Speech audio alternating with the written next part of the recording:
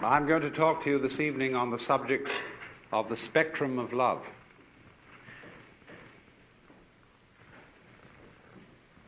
We know that from time to time there arise among human beings people who seem to exude love as naturally as the sun gives out heat.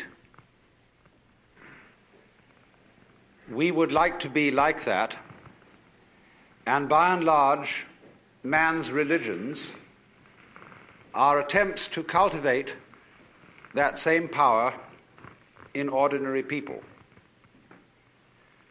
But unfortunately, they normally go about this task as one would attempt to make the tail wag the dog. I remember when I was a small boy in school,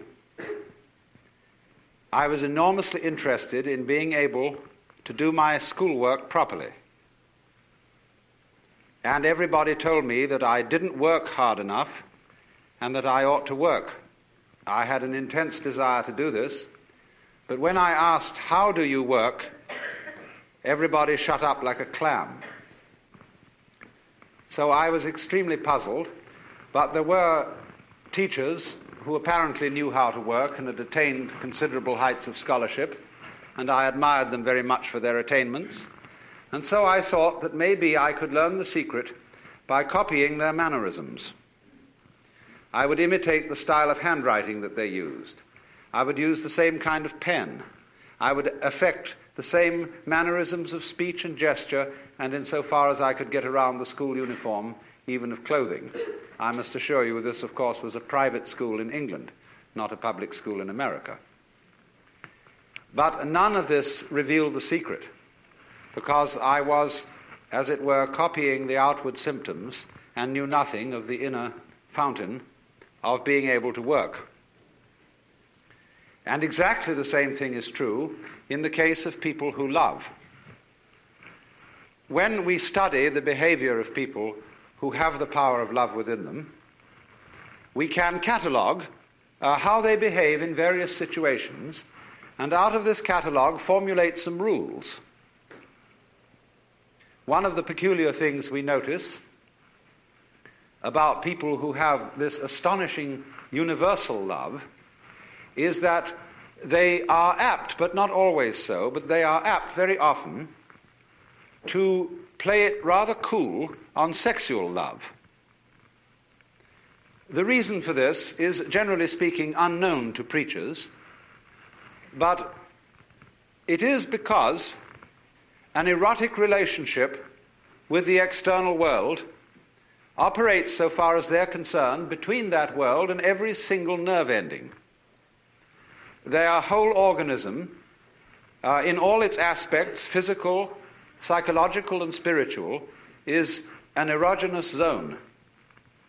And therefore, their flow of love is not specialized or canalized so exclusively in the genital system as it is with most other people, especially in a culture such as ours, where for so many centuries that particular expression of erotic love has been so marvelously repressed as to make it seem the most desirable kind of love that there is.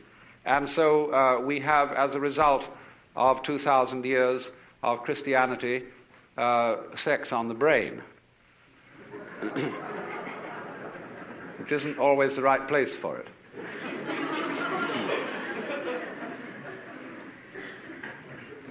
Of course, also, people who exude love are apt to give things away. They are, in every way, like rivers. They stream. And so when they collect possessions and things that they like, they are apt to give them to other people, because if you ever notice that when you start giving things away, you keep getting more. In the same way as you empty you create a vacuum, nature abhors a vacuum, and more flows in.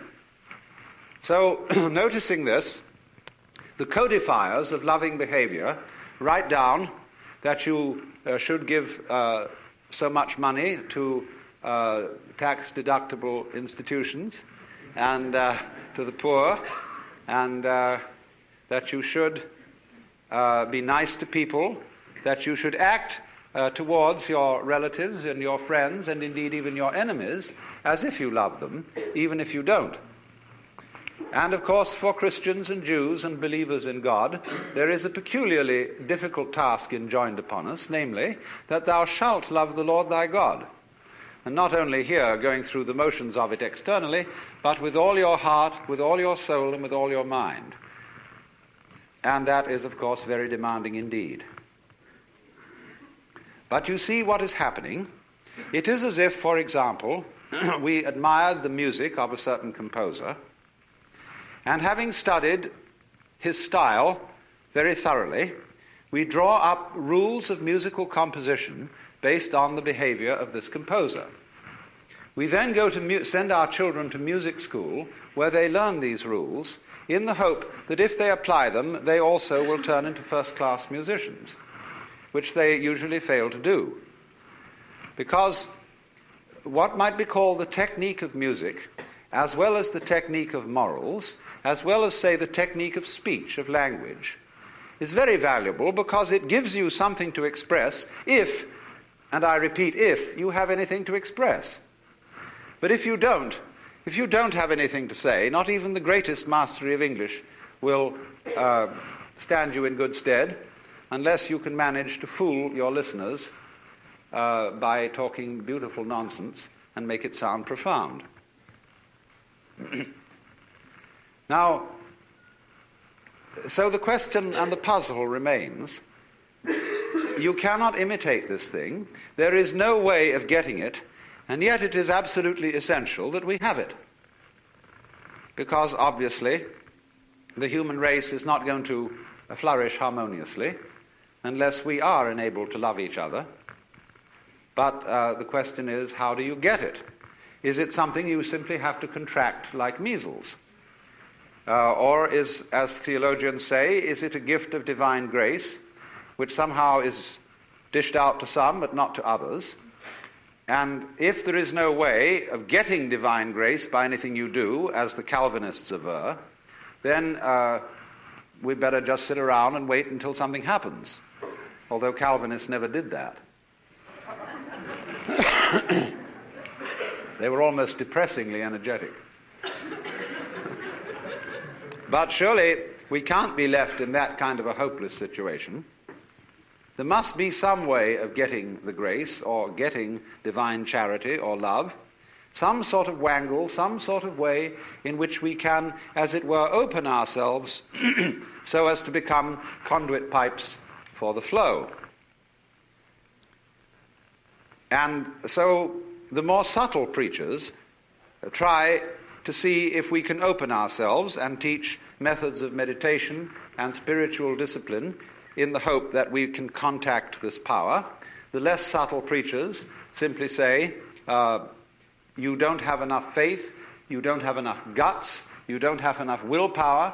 If you only put your shoulder to the wheel and shoved, you would be, of course, an exemplar and a saint. Actually, you will only be an extremely clever hypocrite. The whole history of religion is a history of the failure of preaching. Preaching is moral violence.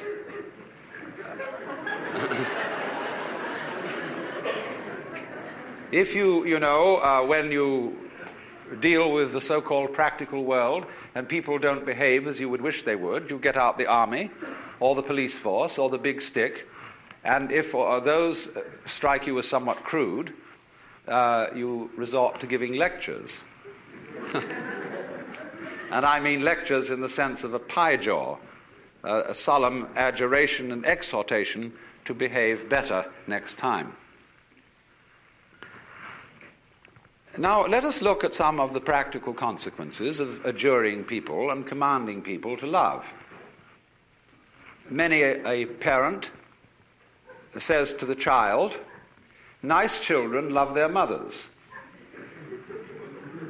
And, of course, I'm sure you're a nice child. You ought to love your mother, but not because I, your mother, say so, but because you really want to do so. Because one of the difficulties is none of us in our heart of hearts respect love which is not freely given.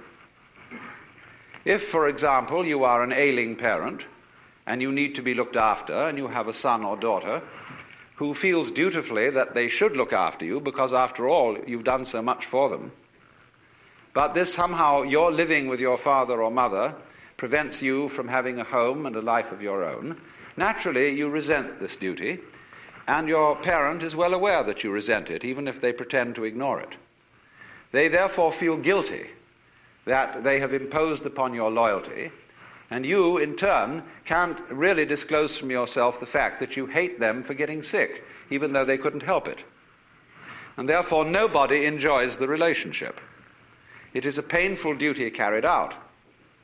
And the same thing would naturally happen if, after a number of years, having at the altar made a solemn and terrible promise that you would love your wife and husband, come what may, forever and ever, till death do you part, and then suddenly you find you really haven't the heart in you to do it anymore, then you feel guilty, and that you ought to love your wife, family, or whatever. And naturally, this is a sort of fiasco, as would be obvious, if you were to ask your wife, "Do you really love me?" and she were to reply, "I'm trying very hard to do so."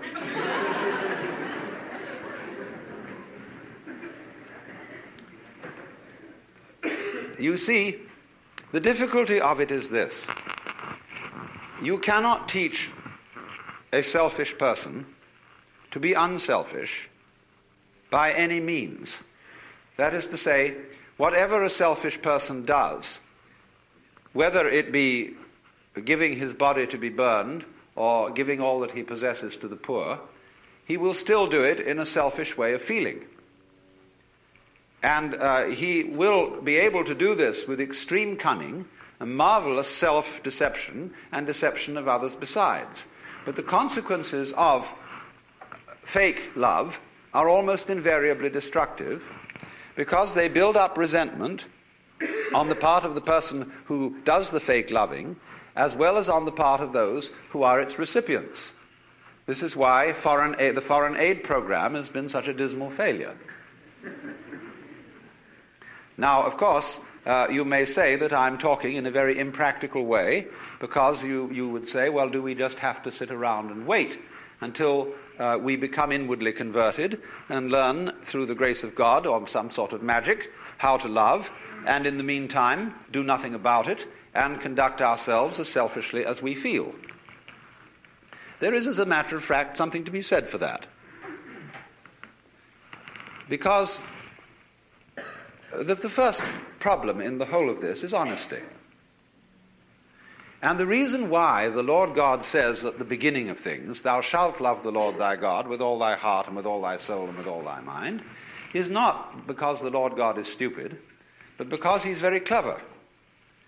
That which appears to be a commandment is actually a challenge, or what in Zen Buddhism would be called a koan, a spiritual problem. Because if you exercise yourself resolutely in trying to love God and or your neighbor, you will find that you get more and more tangled up. You will realize increasingly that the reason why you are attempting to obey this as a commandment is that you want to be the right kind of person. And obviously you want to be the right kind of person for your own reasons. And so if you do, in the first place, feel selfish and come to the conclusion, as a result of trying various experiments with love, that you love yourself more than anybody else, the proper thing to do is to investigate your self-love, to find out why you love yourself and what you mean by yourself when you say you love yourself. For the reason is this: love is not something that is a sort of rare commodity. Everybody has it. Existence is love. But it's like water flowing through a hose. It depends in which direction you point it. So everybody has the force running.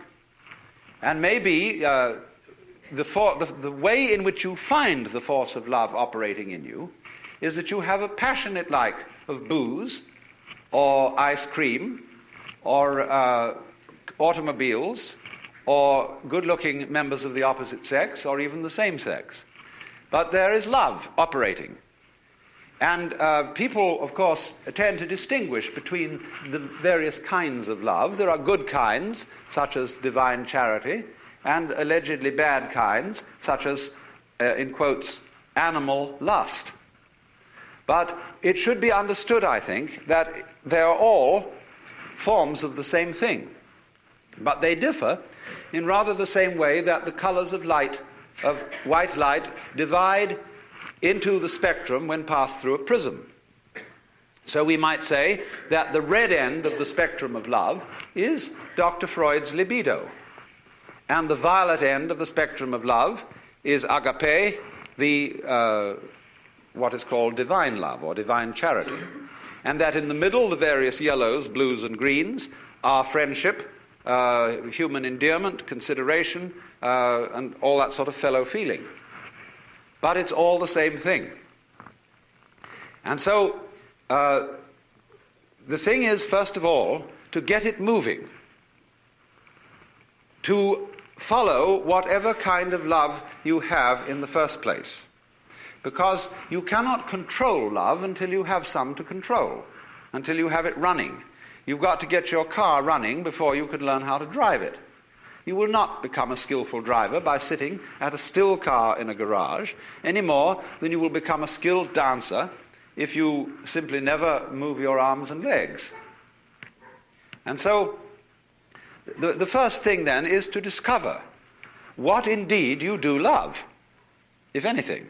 And you will find there is something. And then go into the nature of that.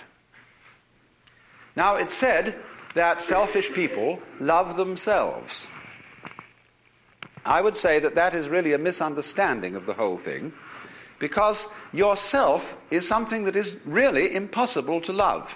There are various reasons for this, but one obvious reason is that loving oneself is as difficult as kissing your own lips.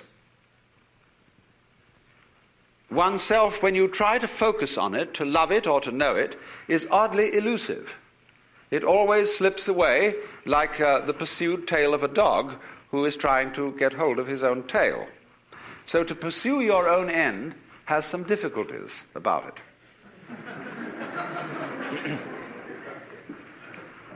If you explore what you love when you say you love yourself, you will make the startling discovery that everything you love is something which you thought was other than yourself. Even if it be very ordinary things such as ice cream or booze, in the conventional sense, booze is not you, nor is ice cream. It turns into you in a manner of speaking when you consume it, but then you don't have it anymore. And so you look around for more in order to love it once again. But so long as you love it, you see, it's never you. When you love people, even however selfishly you love them, because of the pleasant sensations they give to you, still, it is somebody else that you love. And as you inquire into this, as you follow honestly your own selfishness, many interesting transformations begin to come about in you. One of the most interesting transformations of being directly and honestly selfish, in the same way that, for example, cats are, is that you stop deceiving people. A great deal of damage is done in practical human relations by saying that you love people, when what you mean is that you ought to, and you don't really. You give the wrong impression, and people begin to expect things of you which you are never going to come through with. We have been taught, for example, that we ought to love our enemies. Now, we don't really understand what it means to love our enemies. We think it means to be charitable towards them in the hope that we will convert them, and so that they will cease to be our enemies. The real reason for loving enemies is that one needs enemies. They're terribly important to you. For example, I think that some of you here feel that you belong to a nice set of people. It may be an ordinary kind of bourgeois coterie of pleasant squares, or it may be a church group of some kind, a club, or a special cult, or just a group of friendly drinkers. But at any rate, you feel that by virtue of membership in this society, you belong to a special in-group of nice or saved people. Now, when you consider what nice people talk about when they sit round the dinner table and have an opportunity to nurture their collective ego, you will find that the most fascinating topic of conversation is the nasty people. How awful they are, what dreadful things they do, and what is it all coming to. And this very, very satisfactory, condemnatory conversation nurtures your ego. But people who do that don't seem to realize that they thereby depend on the nasty people in order to know that they're nice. They are, as a matter of fact, highly indebted to them. On the other side of the picture, the nasty people, they, on their side, consider that they really are the best people, and nurture their collective ego by blasting the bourgeoisie, the squares, the wasps, the know-nothings, or whoever they may be. And so, for the collective ego of the non-squares, the squares are extremely necessary. If they were to disappear tomorrow, many of us would lose a cause. Now, the minute you begin to become aware of this, it's rather embarrassing. It's, of course, humorous, and I'm glad that you see this. Because at once you begin to realize how much you depend on an enemy, or an outsider, or a group of damned people as distinct from your own group of saved people.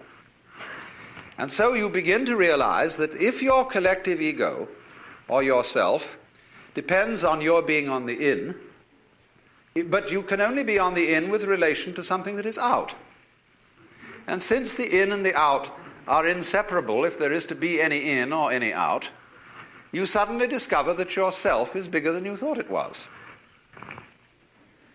It includes the other, and you can't do without it. This brings about a fundamental change in the understanding of the meaning and nature of self. And thereupon, there become a change of attitude to other people, even if you continue with some formal opposition to them and disapproval of them. When, then, you are honestly clear with yourself what you like and what you dislike, and then at the same time yourself begins more and more to include things that were hitherto defined as being not yourself, your love, which is what you are, begins to express itself quite naturally and unaffectedly in a wider way. Now, to trust oneself to be capable of love, to bring up love, in other words, to function in a sociable way and in a creative way, is to take a risk. It's a gamble. Because you may not come through with it. And in the same way, when you fall in love with somebody else, or you form an association with somebody else, and you trust them, they may, as a matter of fact, not fulfill your expectations. But that risk has to be taken. The alternative to taking that risk is much worse than trusting and being deceived. In other words, to live together, you have to take risks. There will be disappointments and failures and disasters as a result of taking these risks, but in the long run it will work out. My point is that if you don't take them, the results will be so much worse than any kind of wild anarchy that could be conceived. You see, here we are now as a highly disciplined human race, with all kinds of rules and religions, and what are we about to do? Blow ourselves completely to pieces. Was this all a good gamble? Because you see, in tying up love in knots and becoming incapable of it, you can't destroy this energy. You turn it, when you won't love and you won't let it out, the thing comes out in the form of self-destruction. The alternative to self-love, in other words, is self-destruction. Because you won't take the risk of loving yourself properly, you will be compelled instead to destroy yourself. Because you see, in tying up love in knots and becoming incapable of it, you can't destroy this energy. You turn it, when you won't love and you won't let it out, the thing comes out in the form of self-destruction. The alternative to self-love, in other words, is self-destruction. Because you won't take the risk of loving yourself properly, you will be compelled instead to destroy yourself. So, which would you rather have? Would you rather have a human race which isn't always very well controlled and sometimes runs amok a little bit, but on the whole continues to exist with a good deal of honesty and delight when delight is available? Or would you rather have the whole human race blown to pieces and cleaned off the planet, reducing the whole thing to a nice scoured rock with no dirty disease on it called life? But I repeat the point that is necessary to understand this whole thing, that love is a spectrum. There is not, as it were, nice love and nasty love, spiritual love and material love,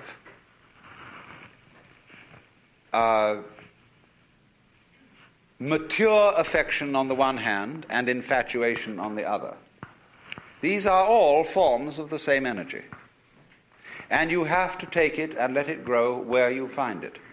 If you find that only one of these forms exist in you, if at least you will water it, the rest of the plant will blossom as well.